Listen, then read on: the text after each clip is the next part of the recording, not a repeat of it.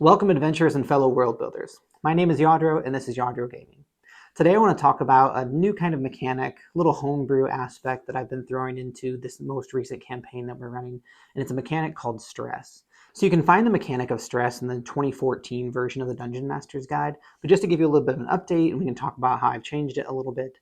Anytime a player takes on stress, which is a couple different ways that they can actually accrue it, they have a -1 to any d20 roll that they make. So you can kind of see how this could become a death spiral if they get too much stress on their character. I've implemented a couple different vices that each player has where they can seek out ways to de-stress, and there's some positive and negatives that come along with those stressors. So let's take a look at what those stressors and vices look like. So there's 7 primary ways that I have listed out here of where a player can actually gain stress. But if something happens to the player character where they decide like, oh, I think that this is really stressful for my character, I want to add a stress, love it. Would totally let them do so. So a couple of the big ones are if a very tense or dramatic moment happens, and that can be either me or the player again. If they go 24 hours without finishing a rest, like typically that would lead to exhaustion, but I'm having a layer of stress added on top of that as well. If you witness the death of a loved one or a party member, that would be pretty stressful.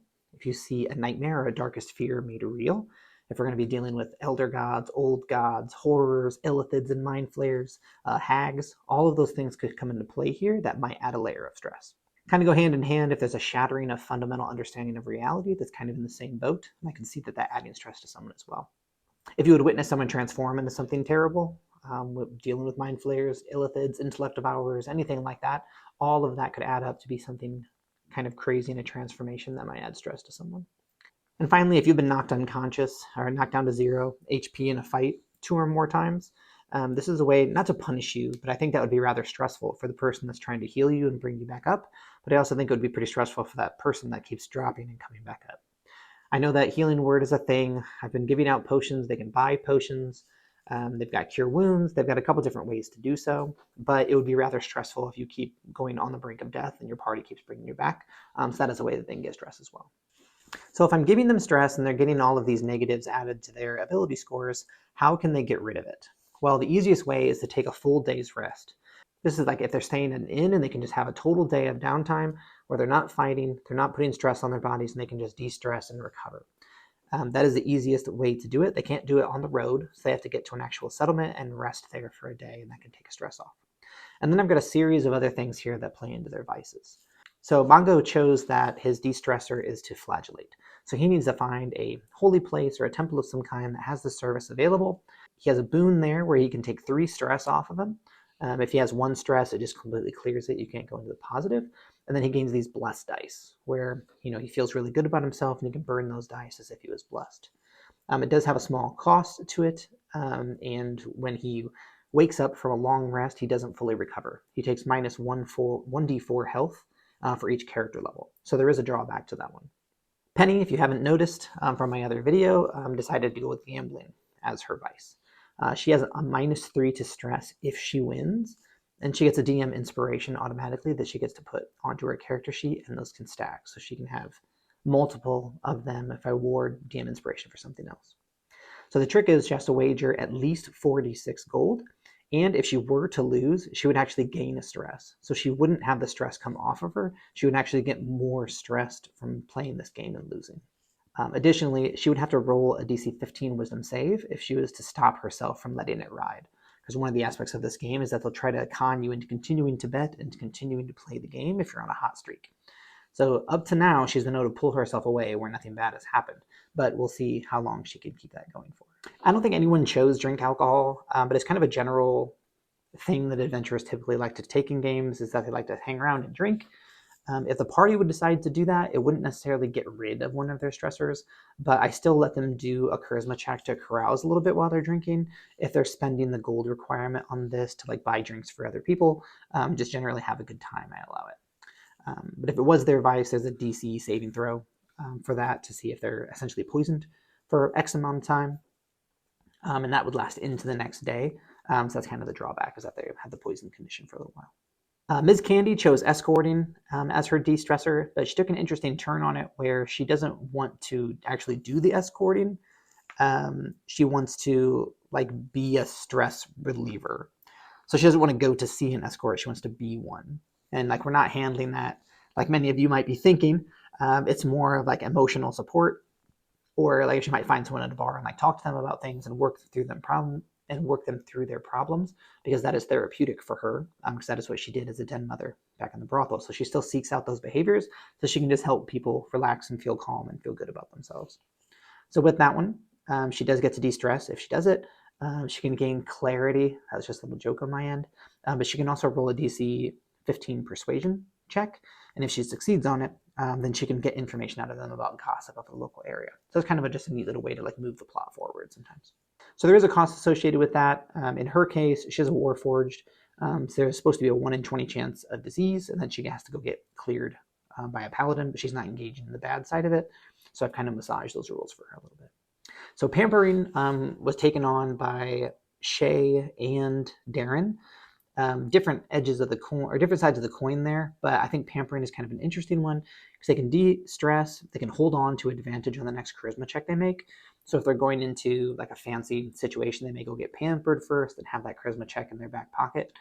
Just kind of a neat little mechanic for them to play with. Now there is a higher cost associated with that, so they reduce a little bit less stress with only 2, but it is 66 gold to do the pampering because you're really getting taken care of, like in a spa sort of situation.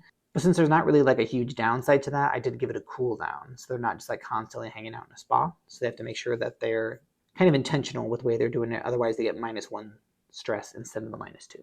And then our final de-stressor, or our vice, is basically drugs. So I gave 3 here, and this is mainly focused on my 9, but he's been trying to get other people to kind of do it with him if they're willing. So one of them is phaser, pix, and then lucidity. So all 3 of them get rid of 2 stress. Phaser results in dreamless sleep, which he has a lot of nightmares from the like trauma he's been through. So that is one that he may be interested in. Pix, I have like a mechanical aspect behind. So it does reduce stress, but then it also lets you do vision or memory recall. So this would be a way that they could say, hey, DM, I want to take Pix. Can you help me remember this event so I can go back and like refresh my mind on what happened during that? Or if there's just like something from their background or backstory that they want to play on, I gave them a chance to do so here. And then finally, we have lucidity. This grants lucid dreams of final thoughts.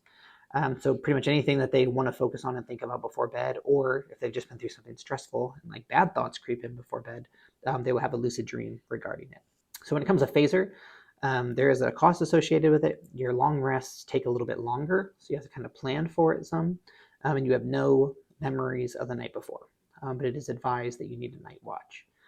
So phaser gives you dreamless sleep, but for the most part, it is dreamless, but you're still going through some bad things that happen to you, and you want someone to watch you and console you like through the night for that, because even though you don't remember it, your body is still like going through it. So an interesting thing there for other people watching you actually go through that. So with picks, there is a gold cost expended with it, but you still benefit from a long rest. You just wake up with a level of exhaustion. That is the downside of getting this free memory or vision recall from the DM. You have to pay with it. You have to pay for it by having exhaustion. Finally, with lucidity, so you're having this lucid dream. You spend some gold. You roll a D100, and on a 1 to 3, you're visited by a demonic entity, and on a 98 to 100, you have a celestial entity visit. So this is just a plot point for me to drop in, so that they can be visited by something either really bad or something really good that's whispering them sweet nothings into their ear while they sleep in these dreams. So I also decided that when you're taking lucidity, some of those final thoughts you've had, if it was something traumatic that was in the area that you were in, it could result in you going and reenacting whatever that dream is. So that could definitely get you in some trouble if some bad things just occurred to you. Maybe we'll see that come up here in a session or 2. So that is our vices and stressors mechanic that we are playing for this game. If it turns out that we don't like it, I might just get rid of it altogether, or just say like, oh, like you guys have been healed. You don't have those vices anymore. You don't need to go out of your way to de-stress. But so far, it's been a lot of fun. They didn't have any stress accumulate in the first session, but we've had some pop up since. And it's been really interesting to see how their behavior changes when they're out into the real world or while they're out adventuring. And now suddenly they have the stress on there that's making them a lot worse at what they want to do with every D20 roll that they make. So the goal here is that as they accumulate this stress, they want to get to town and they want to rest as soon as possible. And they might want to go to some seedier areas of town to try to find some of these vices that'll help them de-stress a little bit. So hopefully it yields some really nice role-play moments, and we can delve into that a little bit more to see how it all plays out. Thank you so much for sticking around. I appreciate you watching, liking, commenting, subscribing. All of those are great to help out the channel so I can keep making content like this. I respond to every comment that I receive, so feel free to do so, and I'll reach out to you directly in there. I'll see you in the next video, and remember, why be a player when you can be a god?